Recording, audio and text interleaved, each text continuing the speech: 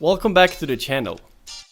In this video I will share my fermented hot sauce recipe with Fresno chilies from my garden. Start with your chilies, roughly a pound. Wash them nicely and slice them thin. You can remove the seeds and pit if you want less heat. Add the chilies to a jar. I am using a 64-ounce mason jar. In this recipe, we will also use 2 garlic cloves, half a white onion, and half a red bell pepper. Chop everything into small pieces.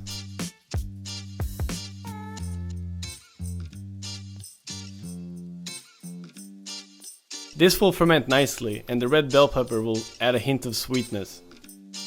Shake the jar to mix evenly. To make the brine, I used filtered water and a 3% salt to water ratio.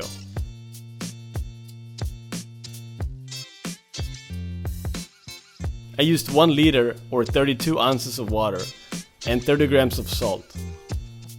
Add the brine and stir. Make sure the liquid covers the vegetables and are submerged.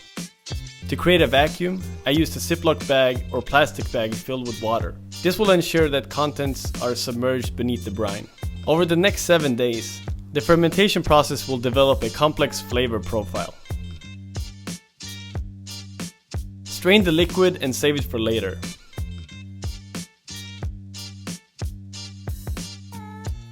Add the mash to a high-speed blender.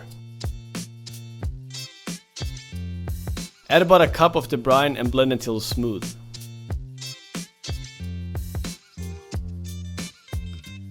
Pour the sauce into a strainer to get rid of any pulp or larger pieces by pressing the mash with a spoon or a spatula.